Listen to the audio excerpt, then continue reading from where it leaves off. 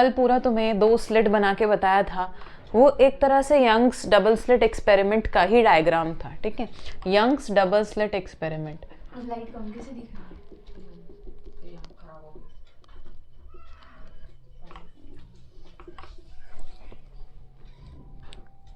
अच्छा, Young's double slit experiment किस लिए हुआ था? वेव नेचर ऑफ लाइट को बताने के लिए। वेव नेचर ऑफ लाइट को बताता है।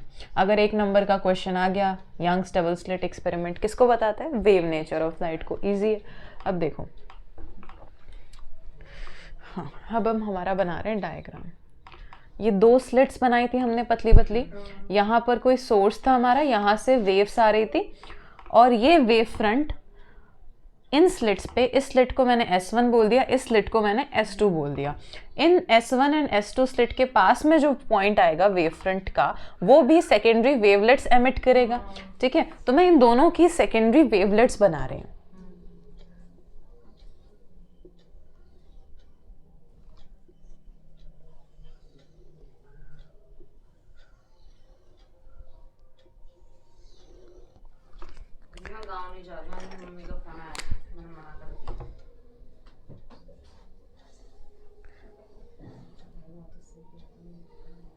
मैंने अच्छा हुआ तेरे फोन कर दिया 50।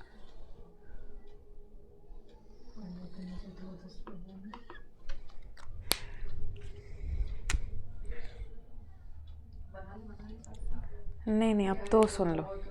हाँ, अब देखो, ये जो मैंने बनाए हैं ना, ये सारी लाइंस, मैंने क्या बताया था, इंटरफेरेंस या सुपरपोजिशन कब होता है? इस तरीके से, जब एक वेव का क्रेस्ट दूसरे वेव के क्रेस्ट से मिलता है तो कंस्ट्रक्टिव सुपरपोजिशन होता है। पर अगर एक वेव का क्रेस्ट दूसरे के ट्रफ से मिलता है तो डिस्ट्रक्टिव होता है। अभी यहाँ पर मैंने क्या रिप्रेजेंट करें? क्रेस्ट रिप्रेजेंट किए। तो जहाँ पर ये दोनों वेव्स कट करेंगी, देखो, सुपर इम्पोज कर रही है, इंटरफेरेंस कर रही है, तो इन पॉइंट्स पे क्या होगा?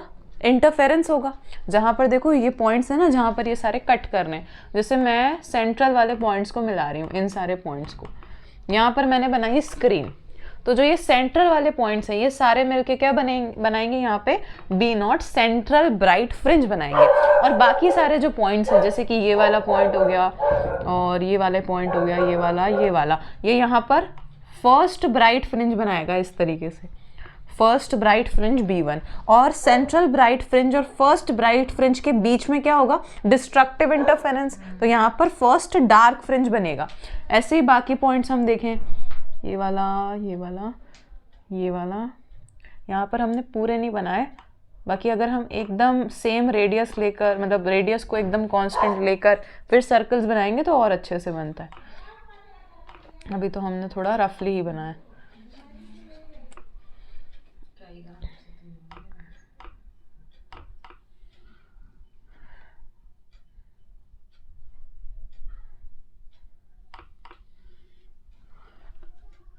दीदी आपने तो बिल्कुल इंटरसेक्ट करा दिए।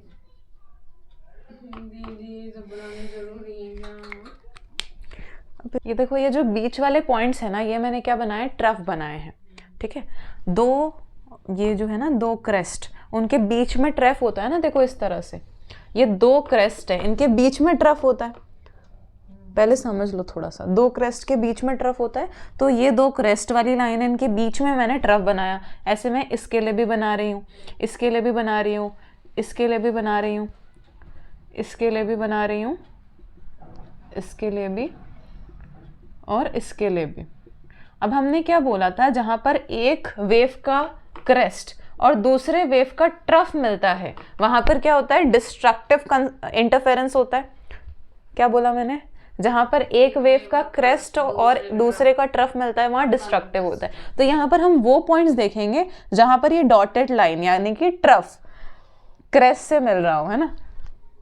तो रुको, पहले हम बीच में देखते हैं। ये वाला पॉइंट हो गया डॉटेड लाइन और क्रेस्ट, ये वाला पॉइंट हो गया, ये वाला पॉइंट हो गया, ये वाला पॉइंट हो गया, ये वाला पॉइंट हो गया।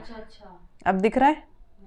देखो, जहाँ पर ये डॉटेड लाइन है ना, ये इस लाइन से मिल रही है, ये वाला पॉइंट। इन सारे पॉइंट्स को हमने बनाया और इनको ज्वाइन कर लिया, तो ये डार्क फ्रिंज हो गई, इन दोनों के बीच में आ रही है। तो ये D1 बनाया था ना हमने, ये D2 हो गया। ऐसे ही यहाँ पर भी एक पॉइंट, इन सारे पॉइंट्स को मिला के D1 बना है, यहाँ पर भी इन सारे पॉइंट्स को मिलाकर B0 और B1 के बीच में D1 बना है, इन सारे पॉइंट्स को मिलाकर D2 बना है, और यहाँ पे इन पॉइंट्स को मिला के D1 हो गया ना, B0 D1 D2। हाँ हाँ, एक मिनट, B0 के बाद यहाँ 1 बनेगा ना, हाँ ये 1 है, ये 2 है, ये 1 2 3। हाँ अब ठीक है। वो कैसे बना? हाँ अभी और भी होगा, ऊपर 4 5 भी होंगे। नीचे आपने डी लिख के छोड़ दिया ना, ये D3 कर दे। D1 होगा ये, नहीं नहीं, ये हाँ नीचे D2 होगा, ये D3 होगा। दीदी हाँ D1 B1 D2 B2 D3 B3, नीचे और भी हो सकता है, 4 5 ऐसे भी हो सकते हैं। इस D1 को भी उसी से लिख दो, ब्लैक से इसको अच्छा D1, और जहाँ पर ये dotted line in solid lines को मीट कर रही है, जैसे ये डॉटेड लाइन यहाँ सॉलिड लाइन को मीट कर रही है, तो यहाँ से लाइन बना दी इन सारे पॉइंट्स को ज्वाइन करके। अब देखो एक है ना स्टार मार्क करके हम लिखेंगे इंटेंसिटी। अब सुन लो, intensity is equals to amplitude का स्क्वायर, ये हमें याद रखना है कि इंटेंसिटी एम्पलीट्यूड के स्क्वायर के इक्वल होती है, ठीक है। I is equals to A square. अरे अब देखो इधर दो वेव्स हैं y1, इसकी इक्वेशन, अब वेव की हम इक्वेशन लिखते हैं ना, वेव कौन सा वाला पढ़ा था, इलेक्ट्रोमैग्नेटिक वेव चैप्टर पढ़ा था, उसमें हमने इक्वेशंस लिखी थी, है ना।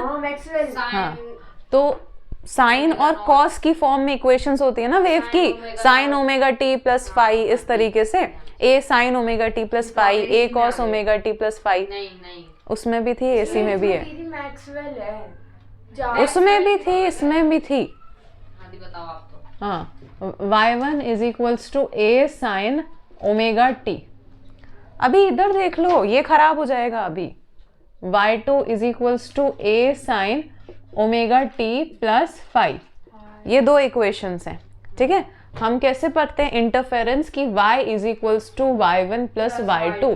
दो वेव्स अगर कंस्ट्रक्टिव इंटरफेरेंस कर रही है तो हम क्या करते हैं, उन वेव्स का एम्पलीट्यूड ऐड करते हैं, ठीक है। ये वेव्स की हमने इक्वेशन लिखी है, तो हमने माना है ये दोनों वेव्स किसी कोहेरेंट सोर्स से आ रही होगी, इनका एम्पलीट्यूड सेम है, वेवलेंथ सेम है, फ्रीक्वेंसी सेम है, और फेज डिफरेंस भी कांस्टेंट है। फेज डिफरेंस कैसे निकालते हैं, delta phi is equals to, इसका फेज डिफरेंस क्या है, ये पूरा साइन के अंदर जो है ओमेगा टी प्लस फाई है, माइनस फेज डिफरेंस माइनस करके निकालते हैं माइनस ओमेगा टी, तो इसका फेज डिफरेंस है फाई, जो कि कांस्टेंट फेज डिफरेंस है, ठीक है। और ये दोनों कहाँ से निकल रही होगी, किसी कोहेरेंट सोर्स से निकल रही होगी, तो ये इंटरफेरेंस करेगी। तो हम इनके लिए y is equals to y1 plus y2 से इंटेंसिटी निकालना चाहते हैं, ये क्वेश्चन आया हुआ है बोर्ड में ही, तो हमें इन दोनों इक्वेशन की हेल्प से इंटेंसिटी निकालनी है इसकी। तो कैसे निकालेंगे, अब देखो हम क्या करेंगे, ये दोनों वेव्स इंटरफेरेंस करेगी, तो इन दोनों को हम ऐड कर रहे हैं y1 प्लस y2 को, तो y is equals to y1 plus y2, तो a sine omega T plus a sine omega T plus phi हो जाएगा, ठीक है। साइन नहीं, रुको, कॉस वाला क्वेश्चन आया था एग्जाम में, तो मैं कॉस वाला ही बताऊंगा, कॉस में ज़्यादा पूछते हैं, तो कॉस थीटा लेते हैं, यहाँ भी कॉस लेते हैं, यहाँ पर कॉस लेते हैं, ठीक है। हाँ ए कॉस ओमेगा टी, तो ठीक है ए, अच्छा कॉस ए प्लस बी वाला कुछ लग रहा है, कॉस ए प्लस बी, तो इधर कॉस ए प्लस, हाँ कॉस ए प्लस बी का फॉर्मूला क्या होता है, cos A into cos B minus sine A into sine B, ठीक है। ये फॉर्मूला होता है कॉस ए प्लस बी का, तो ए हम लिख देंगे यहाँ पे कॉस ए इंटू कॉस बी, यानी कि cos omega t, cos omega t into cos phi minus sine omega t sine phi, minus sine omega t sine phi लिख दिया हमने, ठीक है।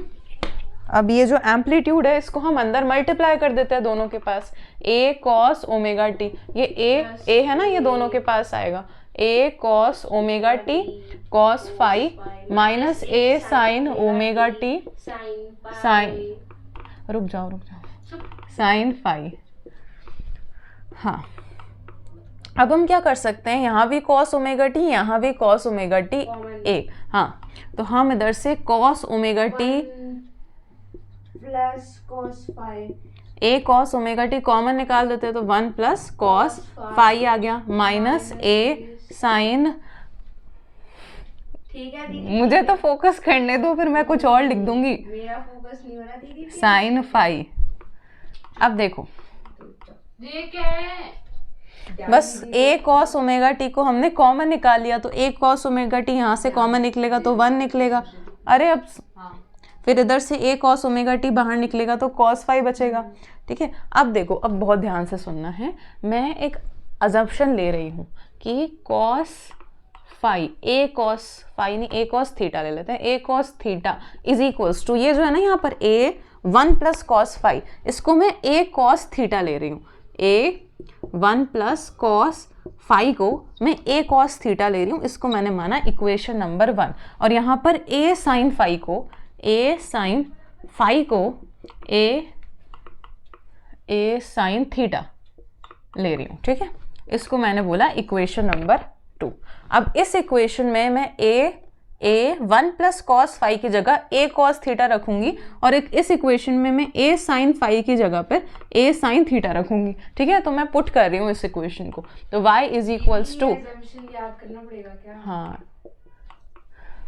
ए 1 प्लस कॉस फाई की जगह क्या रख रहे हैं, ए कॉस थीटा, ए को मैंने आगे लिख दिया कॉस थीटा, माइनस ए साइन फाई की जगह रख रहे हैं ए साइन थीटा, तो ए साइन ओमेगा टी को मैंने सेम लिख दिया साइन थीटा।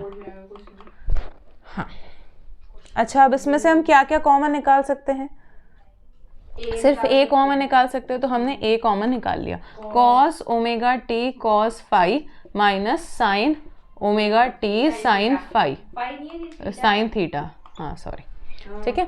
अब देखो ये भी तुम्हें इसी फॉर्म में लग रहा है, cos A into cos B, cos A into cos B minus sine A into sine B, यही लग रहा है, तो इसको कॉस ए प्लस बी की फॉर्म में लिख सकते हैं। तो y is equals to A cos omega T plus theta की फॉर्म में हम इसको लिख सकते हैं। पहले यहाँ तक लिखो, फिर इसके आगे करते हैं अपन। अच्छा, ये क्या है, हमारी फाइनल इक्वेशन है। इसमें ये a क्या बता रहा है, फाइनल एम्पलीट्यूड। ठीक है, अभी a की पावर 1 है, तो फाइनल एम्पलीट्यूड है। अभी मैंने बताया intensity is equals to amplitude का स्क्वायर होता है। ठीक है, अब मैं क्या कर रही हूँ, ये वाली इक्वेशन और ये वाली इक्वेशन, इनका स्क्वायर करके ऐड कर रही हूँ, बाय 1 का स्क्वायर प्लस 2 का स्क्वायर। ठीक है, फर्स्ट वाली इक्वेशन का भी स्क्वायर, सेकेंड वाली का भी स्क्वायर, फिर हम ऐड करेंगे, इसका स्क्वायर करेंगे। पहले मैं ये वाला आगे लिख रही हूँ। ठीक है, a का स्क्वायर और 1 प्लस कॉस फाई का स्क्वायर, 1 प्लस कॉस फाई का स्क्वायर, प्लस पहले हम राइट हैंड साइड को ऐड कर रहे हैं, इसका राइट हैंड साइड, इसका right hand side, plus A square sine square phi. ठीक है, इज इक्वल्स टू, हाँ okay A square cos square theta plus A square sine square theta, A square sine square theta. अब इसमें और इसमें क्या common आ रहा है, ए स्क्वायर कॉमन आ रहा है। अरे रिलैक्स करो, मुझे बताने दो, cos square theta plus sign square theta, दिख रही हूँ। अब नहीं बोलना है, वरना मेरे से नहीं फोकस होता। फिर 1 का square 1 plus cos square theta, A plus B का होल स्क्वायर है ना, तो ए का स्क्वायर प्लस बी का square plus 2ab plus A square sine square phi हो गया। ठीक है, फाई था, is equals to A square, तो as it is sine square theta plus cos square theta 1 होता है by identity, sine square theta plus cos square theta equals to 1। तो हमने इस पूरे को रिप्लेस करके 1 लिख दिया, तो यहाँ पर आ गया हमारे पास ए स्क्वायर। ठीक है, अब ये भी ए स्क्वायर है इस पूरी इक्वेशन में, और ये भी ए स्क्वायर है, तो दोनों में से मैं ए स्क्वायर कॉमन निकाल रही हूँ, और इसको मैं थोड़ा सिंप्लीफाई कर देती हूँ। 1 plus cos square theta plus 2 1 जा 2 cos phi plus A square, नहीं ए स्क्वायर तो हमने कॉमन निकाल दिया, तो ए स्क्वायर नहीं लिख रहे, साइन स्क्वायर फाई। ठीक है, और ये साइन स्क्वायर फाई, हाँ आपने स्क्वायर कॉमन निकाला ना। हाँ, तो इससे भी निकाला, इससे भी। तो मल्टीप्लाई होगा ना। कहाँ मल्टीप्लाई हुआ? स्क्वायर पहले से। अरे इन दोनों टर्म्स में से मैंने ए स्क्वायर निकाला, तो इसमें से तो बाहर निकल गया, इसमें से भी बाहर निकलेगा ना, तो इसमें से बाहर निकला तो साइन स्क्वायर फाई बच गया। दोनों टर्म्स में से ए स्क्वायर बाहर निकाला है, तो ये बच गया और ये बच गया। हाँ, बड़े कीड़े इस क्वेश्चन में। ये फाई था, इसको थीटा लिख दे। हाँ, sine square phi plus cos square phi भी 1 हो जाएगा, इन दोनों को हम 1 लिख देंगे, तो A square 1 + 1 + 2 cos phi is equals to A square 1 + 1 क्या होगा 2, A square 2 + 2 cos phi is equals to A square. इसमें से हम 2 कॉमन निकाल लेंगे, 2a स्क्वायर प्लस cos। इसमें से 2 कॉमन निकाला तो 2a square 1 + cos phi is equals to A square आ गया। अब देखो मैथ्स वाले बच्चों को पता होगी ये चीज़ कि cos 2 theta is equals to 2 cos square theta -1 होता है, ये हमें याद रखना है। अब इस -1 को मैं इधर भेज देती हूँ, 1 + cos 2 theta + 1 is equals to 2 cos square theta. अब है ना 2 थीटा है, तो 2 थीटा का थीटा हो गया, मतलब थीटा हाफ हो रहा है, तो अगर मैंने यहाँ 2 थीटा की जगह थीटा लिया होता तो यहाँ θ/2 हो जाता, तो cos theta + 1 is equals to 2 cos square θ/2 हो जाएगा। 2 थीटा का हाफ थीटा, थीटा का हाफ θ/2 होगा, ठीक है। तो यहाँ पर हम cos थीटा, यहाँ पर cos फाई + 1 है, तो cos phi + 1 is equals to 2 cos square फाई/2 हो जाएगा। तो इस पूरे की जगह हम लिख रहे हैं 2 cos स्क्वायर फाई/2, हाँ फाई/2, और यहाँ 2a स्क्वायर पहले से था, 2a square is equals to amplitude का स्क्वायर, और एम्पलीट्यूड का स्क्वायर ही इंटेंसिटी होता है, तो ये इंटेंसिटी का फॉर्मूला है। इसको अगर हम और सिंप्लीफाई करें 2 × 2 = 4 a स्क्वायर cos स्क्वायर फाई/2, यही इंटेंसिटी है और यही एम्पलीट्यूड का स्क्वायर है, ठीक है। अगर हमें एम्पलीट्यूड निकालना है तो इस स्क्वायर को हम इधर रूट में भेज देंगे, तो amplitude is equals to √4a square cos square फाई/2। 4 बाहर निकल के 2 बनेगा, a स्क्वायर बाहर निकल के a बनेगा, और ये cos स्क्वायर बाहर बन के cos फाई/2 बनेगा। तो ये एम्पलीट्यूड आ गया, ये इंटेंसिटी आ गई, ठीक है। लो इसको लिखो, for waves having different amplitude, for waves having different amplitude है ना, एम्पलीट्यूड है ना। 2 वेव्स ली हमने, एक का एम्पलीट्यूड a1 होगा, दूसरा का एम्पलीट्यूड a2 होगा, तो इनका फाइनल एम्पलीट्यूड हम निकालेंगे दोनों के वेक्टर सम से, यानी कि a square is equals to a1 का स्क्वायर प्लस a2 का square plus 2a1 a2 cos phi, ठीक है। अब a चाहिए मुझे, तो स्क्वायर को इधर रूट में कर देंगे, तो a is equals to √a1 square plus a2 square plus 2a1 a2 cos phi. अगर 2 वेव्स का, किसका, वो AB वाले का आपने बताया था, जो a square plus b square plus 2ab cos theta, किसका, अरे रिजल्टेंट वेक्टर जो आता है ना a स्क्वायर, हाँ उसका है ना, वही तो मैं बोल रही हूँ। अगर दोनों वेव्स का एम्पलीट्यूड अलग अलग है तो वेक्टर सम से निकालेंगे, ठीक है। उसमें भी अगर वेक्टर अलग, अब ये तो एम्पलीट्यूड निकला है ना हमारा, तो इंटेंसिटी क्या होगा, a स्क्वायर इंटेंसिटी के इक्वल होता है, अभी पीछे बताया।